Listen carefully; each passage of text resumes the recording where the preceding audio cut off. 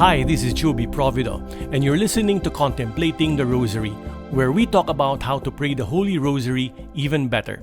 In 104 episodes, over 4 seasons, we will explore a method of how to say the Rosary the way Pope St. John Paul II, Pope Paul VI, and other Rosary advocates recommend, and that's by contemplating the mysteries while we say the Our Father, Hail Mary, and Glory Be.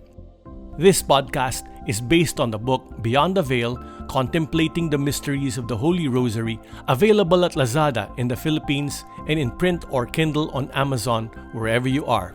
Visit kindlingspress.com for more information and where you can read and download the episode guide.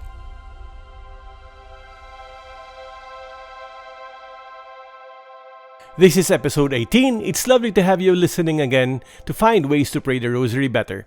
Today, we'll continue exploring this with the second sorrowful mystery, the scourging at the pillar.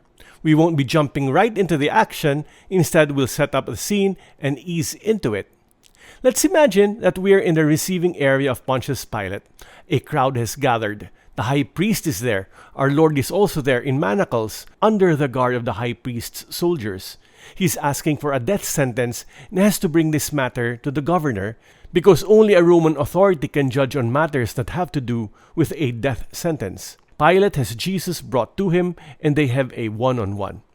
While waiting for them to finish, we can't help but recall what happened so far. Just last night, the high priest had Jesus arrested and had him judged in a kangaroo court. They've already decided he should die, but are looking for witnesses, even fake witnesses, just to gather some sort of evidence. After that song and dance, the accused had to be kept somewhere before bringing him to Pontius Pilate in the morning. There is such a place for prisoners in the house of Caiaphas. It's a small hole in the ground, just large enough for a human to be kept standing. We saw 4 soldiers wrap a rope around the chest of Jesus. Then they secured it with 4 ropes, and each soldier held one rope and lowered our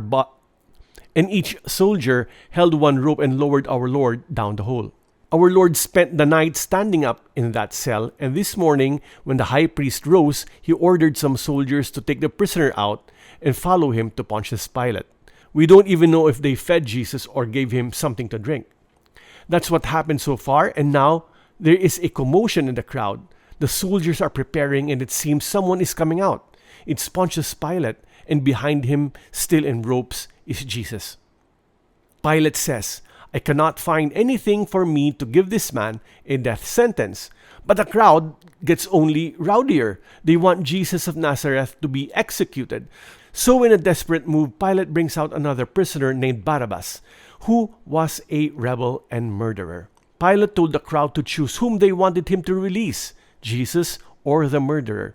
It seems like a brilliant move. Pilate was sure they would choose a murderer. But they don't choose Jesus the Lord, the giver of life. Instead, they chose Barabbas, the murderer, the taker of life. They failed to see that the person they chose, whose name Barabbas means son of the Father, was a distorted image of Jesus, the true Son of the Father. And so to appease them, Pilate orders Jesus to be flogged. You think it was a great injustice because if Pilate said he doesn't find any fault in Jesus, then he shouldn't have had him flogged. This isn't right at all, and many years later when you become a Christian, you make sure that Pilate's name is mentioned in the creed, not because of his great deeds, but because we want to remember that our Lord, the Son of Justice, suffered immensely in such a great injustice at the hands of Pontius Pilate. For this mystery, let's use 1 or 2 beads to remember how our Lord was unjustly treated that led to his scourging. Let's end here for this episode and pick it up again in seasons 2, 3, and 4. As always, this podcast is brought to you by thecatholictalks.com and kindlingspress.com, where you can read more articles on the Catholic faith and find more books on Catholicism. This has been Joby Provido, and I'll say goodbye for now.